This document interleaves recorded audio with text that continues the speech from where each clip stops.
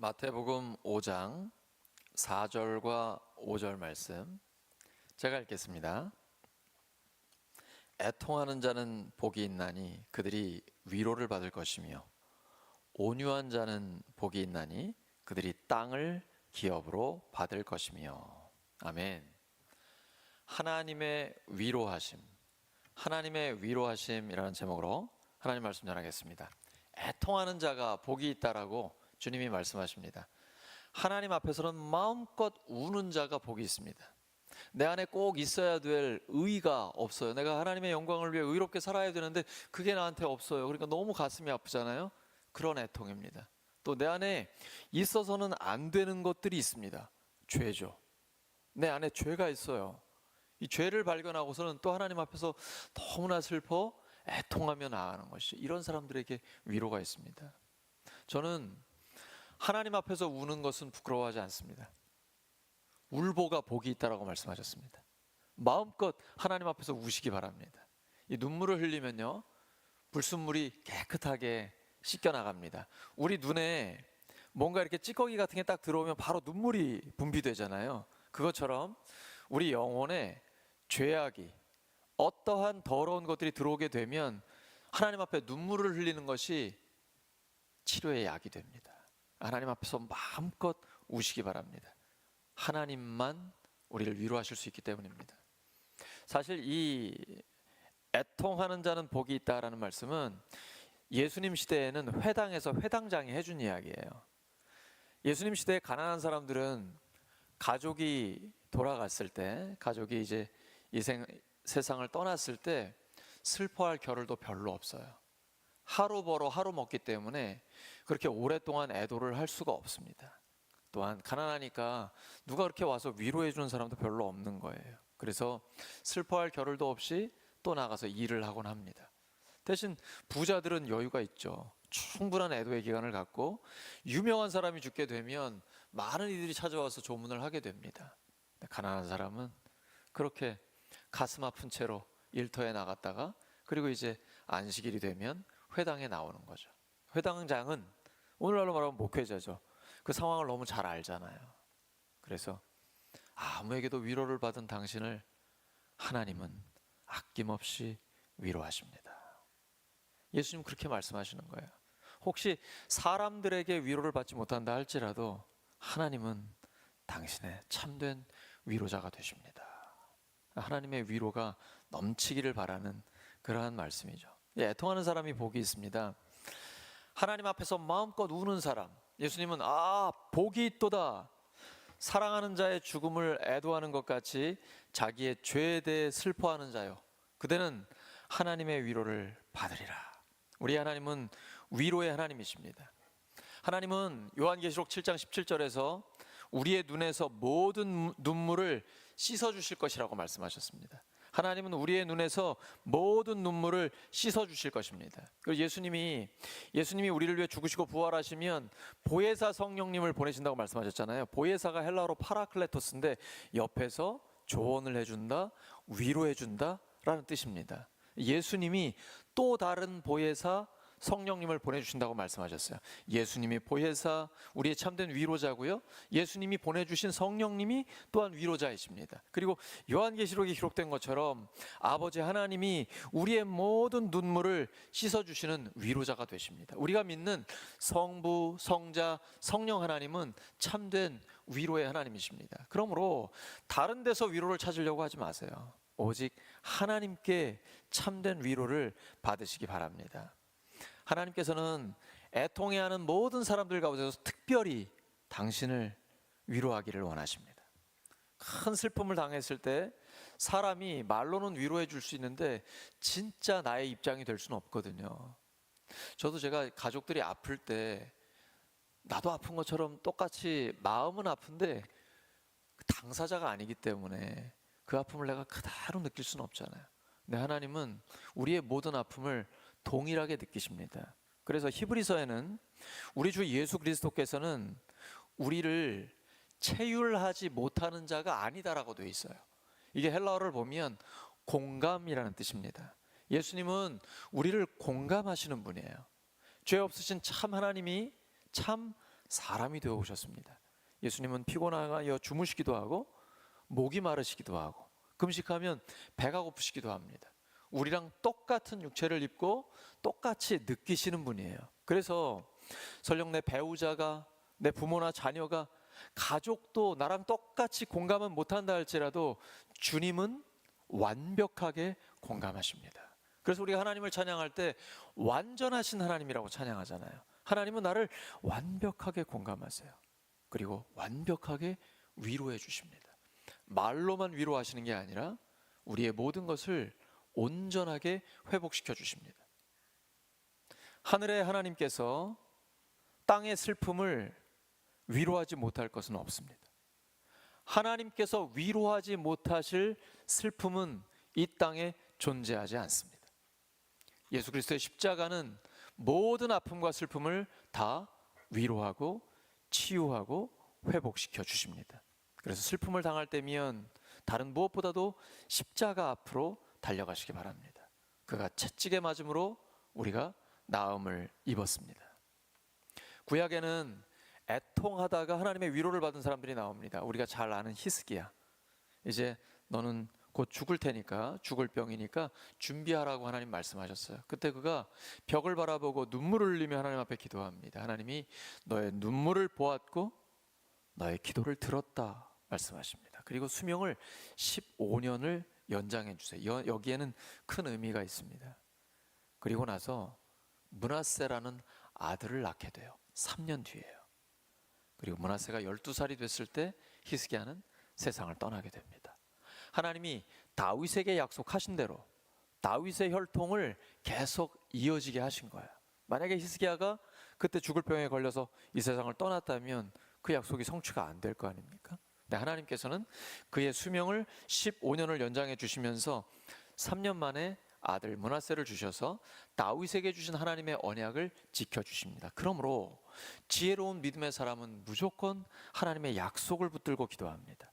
하나님은 모든 것을 합력하여 선을 이루어 주십니다. 그리스도의 십자가는 우리의 모든 아픔을 위로해 주십니다. 우리의 하나님은 위로의 하나님이 되십니다. 유다왕 요시야를 보세요. 하나님의 말씀을 듣고 애통하면서 자기의 옷을 찢었습니다. 그리고 선지자를 통해 주님의 뜻을 여쭤봅니다. 하나님 앞에서 겸손해지고 통곡했을 때 주님이 기도를 들어주셨습니다. 재앙을 거두시고 평화를 주셨습니다. 요시야 이후에 왕들과 백성들은 하나님 보시기에 악을 행했고 결국 바벨론에게 멸망을 당했습니다. 하지만 70년 후에 하나님은 회복시켜 주겠다는 약속을 그대로 이루어 주셨습니다. 느헤미야를 통해서, 에스라 선지자를 통해서 하나님 말씀을 듣고 성벽을 재건하려고 할 때 이제 성벽이 완성이 됐습니다.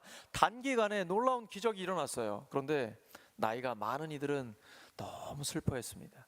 첫 번째 성전 솔로몬 성전이 기억났기 때문입니다. 하지만 젊은이들은 너무 기뻐했습니다. 이제 포로에서 돌아와 하나님의 약속이 실제로 이루어졌기 때문입니다. 기쁨이 슬픔을 압도했습니다. 마치 예수님의 부활의 기쁨이 십자가의 슬픔을 압도한 것과 같습니다. 이렇게 우리가 예배를 드릴 때도 마찬가지입니다. 애통하는 자가 복이 있습니다. 하나님은 상한 심령을 찾고 계십니다. 예배를 드릴 때는 하나님 앞에 먼저 나 자신을 돌아봐야 합니다. 내가 하나님 앞에 어떠한 죄가 있는지 돌아보고 주님 앞에 상한 심령을 내어놓고 하나님 제가 죄인입니다.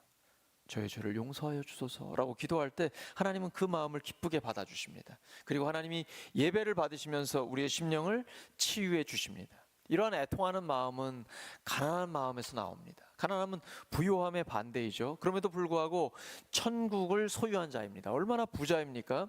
애통하는 자, 마음이 가난한 자는 세상적으로 볼 때는 어떨지 몰라도 하나님 앞에서는 가장 부자입니다. 이것이 바로 역설적인 진리이죠. 예수님이 말씀하시는 애통은 영적인 애통입니다. 사도 바울은 이 애통하는 마음을 이렇게 표현합니다. 로마서 7장 19절과 20절입니다. 여러분 읽으십니다. 시작. 나는 내가 원하는 선한 일은 하지 않고 도리어 원하지 않는 악한 일을 합니다. 내가 해서는 안 되는 것을 하면 그것을 하는 것은 내가 아니라 내 속에 자리 잡고 있는 죄입니다. 사도 바울이 정직하게 하나님 앞에 고백합니다. 나는 내가 원하는 선한 일은 하지 않고 도리어 원하지 않는 악한 일을 합니다. 마치 하나님이 안 계신 것처럼. 이 두 가지가 우리에게 같이 있는 것이죠. 그럼 사도 바울이 초신자 때 이것을 기록했을까요? 로마서는 굉장히 성숙해졌을 때입니다. 그때 사도 바울이 나는 내가 원하는 선한 일은 하지 않고 도리어 원하지 않는 악한 일을 합니다라고 정직하게 고백하고 있습니다. 내가 해서는 안 되는 것을 하면 그것을 하는 것은 내가 아니라 내 속에 자리를 잡고 있는 죄입니다. 그리고 바울이 고백합니다. 나는 비참한 사람입니다. 누가 이 죽음의 몸에서 나를 건져주겠습니까? 여기서 그치면 안 됩니다. 그 다음이 중요합니다. 우리 주 예수 그리스도를 통하여 나를 건져주신 하나님께 감사를 드립니다. 반드시 여기까지 나아가야 됩니다. 애통하는 마음은 하나님의 위로하심을 받으면서 감사로 마무리가 돼야 됩니다. 애통하는 마음은 예수님에게서 완벽하게 보여집니다. 예수님은 예루살렘 성을 보시면서 우십니다. 이제 AD 70년에 멸망할 걸 알고 계시거든요. 예수님이 오셨는데 예수님을 거부하고 십자가에 못 박은 예루살렘의 사람들, 이제 곧 멸망할 걸 알기 때문에 예수님 너무나 가슴 아파 우십니다. 요한복음 11장에 나사로의 무덤 앞에서 슬퍼하고 있는 여동생들과 또 함께 아파하는 조문객들과 예수님이 눈물을 흘리십니다. 예수님이 애통해 하시는 분입니다. 그 애통함의 절정은 십자가입니다. 당신 자신의 죄가 아니라 우리의 모든 죄를 대신 지시고 십자가에서 죽어주셨습니다. 엘리 엘리 라마 사박다니, 나의 하나님 어찌하여 나를 버리셨나이까. 그 애통함의 절정이죠. 십자가에서 주님의 첫 번째 말씀은 예수님을 못 박은 자들을 향해서 아버지 저들을 용서해 주세요. 저들이 몰라서 저러는 겁니다. 그들을 대신하여 하나님 앞에 용서의 기도를 드리는 예수님의 모습. 그러니까 예수님의 애통해 하시는 것은 자신의 죄 때문이 아니라 모든 사람의 죄 때문입니다. 이것이 진정 애통입니다. 애통하는 마음은 세상과는 다릅니다. 세상의 많은 사람들은 공격적이고 적극적으로 어떤 목표를 쟁취하는 것을 선호합니다. 예수님은 반대입니다. 마음이 가난하고 애통하는 사람이 참된 행복을 소유한 사람입니다. 이런 사람이야말로 세상의 소금이요 빛입니다. 이 방법이 최선이요, 이러한 사람만이 세상의 근본적인 문제를 해결할 수 있습니다. 세상적인 방법으로 세상을 구할 수 없습니다. 오직 예수님의 방법만이 세상을 진정 구해낼 수가 있습니다. 무력으로 이기려는 사람은 결코 이기지 못합니다. 오직 사랑으로 이기려는 사람만이 이길 수 있습니다. 왜냐하면 사랑은 오랫동안 깊은 감동을 주기 때문입니다. 눈물을 흘리며 씨를 뿌리는 사람은 기쁨으로 거둡니다. 애통하면서 하나님 앞에 눈물을 흘리면 하나님께서 그 눈물의 기도를 들으시고 결국 응답해 주십니다. 자녀들을 위해서 눈물을 흘릴 때 하나님은 그 눈물의 기도에 반드시 응답해 주십니다. 하나님은 우리의 모든 환난 중에서 위로해 주십니다. 애통하는 사람 복이 있습니다. 하나님이 반드시 그들을 위로하실 것입니다. 이렇게 애통해하고 하나님 앞에 눈물을 흘리다 보면 마음이 부드러워집니다. 애통하다 보면 자연스럽게 온유한 마음을 갖게 됩니다. 온유함이라는 것은 길들여진 짐승과 같습니다. 야생마를 길들여서 경주마가 되게 하는 것이죠. 하나님의 뜻 앞에서는 절대 순종하는 사람이 온유함입니다. 아브라함 같은 사람이죠. 하나님께서 너의 본토 친척 아비집을 떠나 내가 너에게 지시할 땅으로 가라. 내가 너에게 보여줄 땅으로 가라. 그 말씀 한 말씀 붙들고 무조건 순종하며 나아갔습니다. 100세 얻은 아들을 하나님께서 바치라고 하셨을 때 그는 두 말 없이 그 아들을 하나님 앞에 바칩니다. 이것이 온유함입니다. 온유함이라는 것은 나에게 힘도 있고 열정도 있고 내가 내 마음대로 할 수 있는데 하지 않는 것입니다. 오직 하나님의 뜻에 절대 순종하는 것입니다. 또한 온유하다는 히브리어로 아나브입니다. 이것은 고난을 당한다, 괴롭힘을 받는다라는 것입니다. 온유하다는 것은 성격이 온순한 거랑은 다른 것입니다. 고난을 당하는 사람, 괴롭힘을 받는 사람입니다. 나를 공격하는 사람에 대해서 맞서 싸우지 않는 것입니다. 어렵죠? 성격대로 하는 게 좋은데, 그렇죠? 제일 편하잖아요. 근데 온유함은 성질대로 하면 안 되는 거예요. 내 성질을 죽여야 됩니다. 바울이 나는 날마다 죽노라고 그랬습니다. 처음 예수님 만나고 죽는 걸로 끝나면 안 되고 주님 만나는 그날까지 죽을 때까지 나는 날마다 죽노라. 그 사람이 진짜 온유해질 수 있습니다. 하나님을 믿기 때문이에요. 어떤 방법으로든지 내가 수단과 방법을 가리지 않고 대항할 수 있어요. 공격할 수 있고 보복할 수 있어요. 하지만 안 하는 겁니다. 하나님이 해결하실 줄 믿고 기다리는 것입니다. 이 세상 사람들과는 다르죠. 고통을 참고 견디는 겁니다. 이게 믿음이 없으면 상처가 되고 화가 됩니다. 화병이 됩니다. 그래서 안 됩니다. 믿음을 가지고 참으셔야 돼요. 하나님을 믿기 때문에 견딜 수 있는 것입니다. 그 화를 그냥 삼켜서 내가 갖고 있으면 안 됩니다. 이거 병됩니다. 암이 될 수도 있고요. 반드시 하나님 앞에서 풀어내셔야 돼요. 내 모든 아픔과 슬픔과 고통과 분노를 하나님 앞에 쏟아 놓으셔야 돼요. 어디엔가는 풀어 놓으셔야 됩니다. 사람 말고 하나님 앞에. 민수기 12장에 보시면 모세가 누나와 형에게 공격을 받습니다. 구스 여인을 취했다는 것 때문이에요. 누나랑 형이니까 일단 짬밥이 좀 자기가 적잖아요. 이야기합니다. 아론하고 미리암이 야, 주님이 모세와만 말씀하셨냐? 우리와도 말씀하시지 않느냐? 이 말 듣고 모세가 아무 말도 안 합니다. 맞서 싸우지 않아요. 근데 성경은 모세를 세상에서 가장 온유하고 겸손한 사람이라고 말씀합니다. 얼마든지 모세가 할 수 있는데 하지 않았어요. 지금 모세의 누나와 형은 모세의 지도력에 반기를 들고 비판합니다. 하나님이 세우신 권위에 도전한 것입니다. 그 말은 그 권위를 세우신 하나님께 도전하는 것입니다. 모세는 아무 말 안 했어요. 기다립니다. 이때 하나님이 말씀하세요. 민수기 12장 7절과 8절입니다. 시작.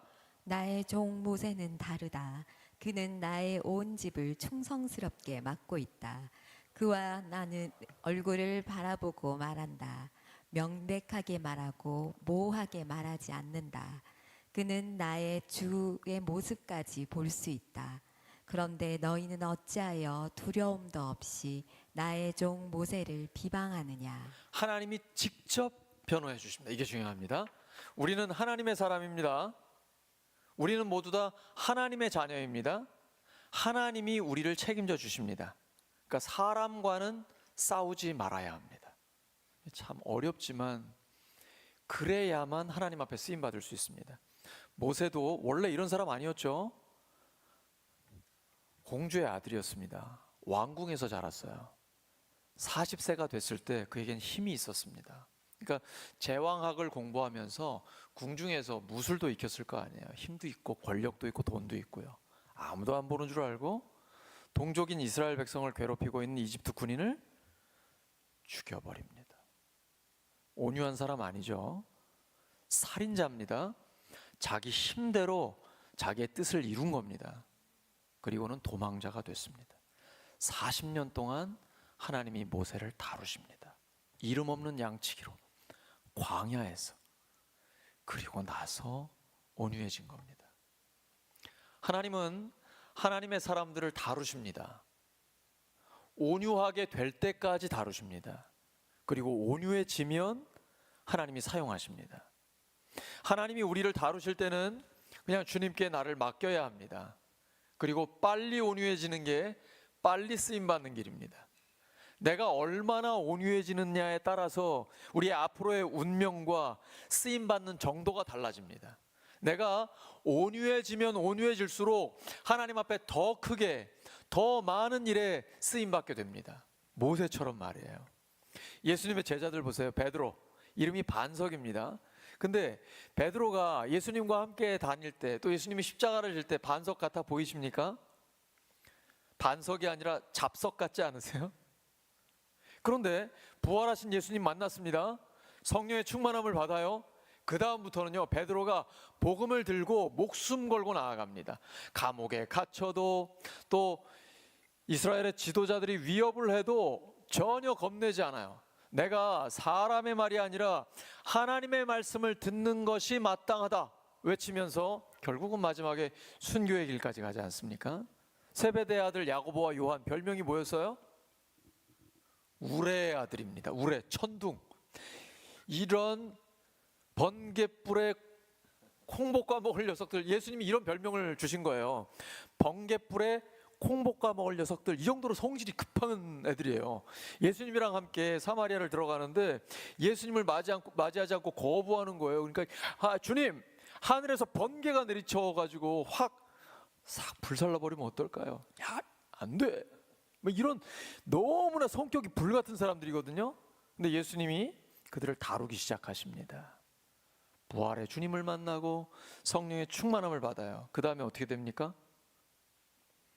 야고보는 순교자가 됩니다. 요한은 별명이 사랑의 사도가 됩니다. 하나님이 다루세요. 하나님은 우리를 다루시고 다듬으셔서 사용하십니다. 온유해질 때까지 하나님은 끊임없이 우리를 다루시는 거예요. 그래서 사람과는 싸우지 마시고 하나님께서 나를 대신하여 말씀해 주실 때까지 기다리는 겁니다. 하나님이 모세를 이렇게 말씀해 주시잖아요. 내 온 집에 가장 충성스럽다. 나는 그와 얼굴과 얼굴을 맞대고 이야기한다. 친구처럼 대화한다. 하나님이 그를 인정해 주고 계십니다. 그래서 끝까지 주님 앞에 쓰일 수 있었던 것입니다. 이렇게 온유하게 되는 비결은 본질과 비본질을 구분할 줄 아는 분별력에 있습니다. 온유한 사람은 덜 경쟁적입니다. 덜 공격적이에요. 왜냐하면 더 높은 가치를 알고 있기 때문입니다. 중요한 것, 본질은 타협하지 않습니다. 덜 중요한 거, 비본질은 얼마든지 양보합니다. 이래도 되고 저래도 되기 때문이에요. 자존심이 없어서가 아닙니다. 자존감이 높기 때문입니다. 상처받지 않고 남의 말을 경청하는 능력도 여기에서 나오는 것입니다. 예수님이 말씀하시는 온유한 사람은 이런 사람이에요. 자기 것을 뺏겼지만 상대방과 싸우지 않아요. 온유함을 유지할 때에 하나님이 역사하십니다. 세상에서는 쟁취하고 남을 짓밟고 이런 사람들이 부동산도 많이 차지하고 돈도 많이 벌잖아요. 근데 하나님 나라는 다릅니다. 온유한 사람이 하나님의 기업을 많이 차지하고 다스리게 됩니다. 복 있는 사람은 힘이 있다고 갑질하는 사람 아닙니다. 늘 겸손하고 섬기는 사람입니다. 하나님은 그런 온유한 자들에게 땅을 기업으로 주십니다. 이 세상의 모든 땅은 하나님의 것입니다. 남의 것을 욕심낸다고 빼앗는 사람이 차지하는 것 아닙니다. 하나님 앞에서 온유한 사람이, 하나님을 믿고 기다리는 사람이 진정한 하나님 나라의 다스리는 자가 됩니다. 세상 나라는 정복자의 힘으로 지배되는 것 같습니다. 하지만 하나님 나라는 온유한 자가 다스립니다.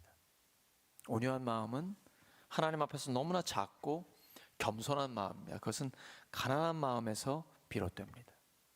이러한 사람은 더 이상 교만하거나 다른 사람을 공격하지 않습니다. 온유한 마음이 참된 예배자의 마음입니다. 그 마음에 성령의 충만함을 허락해 주십니다. 성령의 기름을 부어 주십니다. 이 성령의 기름 부으심은 성전에서 나온 비유입니다. 성전에 등대가 있잖아요. 거기 불이 있는데 항상 타 있어야 합니다. 24시간 타야 돼요.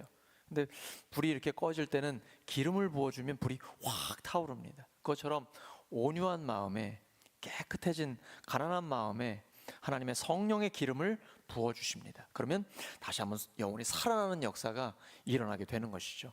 영혼의 부흥이 일어나게 되는 것입니다. 온유한 사람은 자기의 권리를 주장하거나 자신의 방법을 정당화하거나 자기 목적만을 추구하지 않습니다. 그래서 빌립보서 2장 5절과 6절에는 너희 안에 이 마음을 품으라 곧 그리스도 예수의 마음이니라고 말씀하십니다. 예수님은 근본 하나님의 본체시지만 하나님과 동등됨을 취할 것으로 여기지 아니하시고 사람이 되어 오셨습니다. 이 겸손과 온유, 끝까지 순종하신 예수님의 마음을 우리가 품는 것이죠. 예수님께서는 나는 마음이 온유하고 겸손하다, 나에게 와서 배우라라고 말씀하십니다. 이렇게 온유하게 되면 모든 열등감과 우월감에서 해방됩니다. 온유함이라는 것은 우유부단함이 아닙니다. 겉모습은 부드럽지만 속에는 하나님의 자녀라는 자긍심과 자부심으로 충만해 있습니다. 속이 단단하기 때문에 겉으로는 얼마든지 부드러워질 수가 있습니다. 다른 사람과 비교하지 않습니다. 비교해서 열등감을 가질 필요도 없고 비교해서 우월감을 가질 필요도 없습니다. 하나님의 자녀라는 확신이 있기 때문에 열등감이나 우월감에서 해방된 하나님의 사람입니다. 진정한 온유함은 다른 사람이 나를 대하는 것에 대해서 어떻게 반응하느냐를 보면 알게 됩니다. 진짜 온유한 사람은 다른 사람이 나를 조롱하고 무시할 때 당황하거나 화를 내지 않습니다. 왜냐하면 내가 하나님의 자녀라는 확신이 있고 내 안에 성령님이 계시다라는 분명한 믿음이 있기 때문입니다. 또 온유한 사람은 다른 사람이 나를 칭찬할 때 거기에 휘둘리지 않습니다. 하나님이 나를 인정하고 계시기 때문입니다. 성경에 온유한 사람들이 나옵니다. 요셉을 보십시오. 요셉은 노예로 팔려갔다가 감옥에까지 갇히게 됩니다. 총리가 된 뒤에 자기를 팔았던 형들을 만나게 됩니다. 진정한 온유함이 거기서 나오죠. 걱정하지 말라고, 나를 보내신 분은 당신들이 아니라 하나님이시라고. 죽을 때까지 용서하게 됩니다. 혹시 여러분 가족 관계 중에 또는 인간관계 중에 너무나 심각한 갈등과 깨어짐이 있어서 회복이 안 되는 분이 있으십니까? 요셉의 온유함이 관계 회복의 길입니다. 요셉은 형들에 의해서 팔려갔지만 하나님의 섭리를 깨달았습니다. 형들이 나를 보낸 게 아니고 하나님이 나를 여기에 보내셨다고. 지금 내가 있는 자리는 사람들 때문에 온 자리가 아닙니다. 그러므로 사람들에게 원망할 필요 없습니다. 아이고, 저런 인간을 만나가지고 저런 부모를 만나서 그럴 거 없습니다. 하나님이 나를 이 자리에 보내신 겁니다. 이 하나님의 섭리를 깨닫는 사람은 사람들을 원망하지 않고 사람들을 용서할 수 있습니다. 진짜로 용서할 수 있습니다. 하나님의 섭리를 믿기 때문입니다. 그러면 그들에게 말할 수 있는 거거든요. 이렇게 된 것은 하나님의 섭리입니다. 하나님이 당신들을 통해 나를 사용하고 계신 것입니다.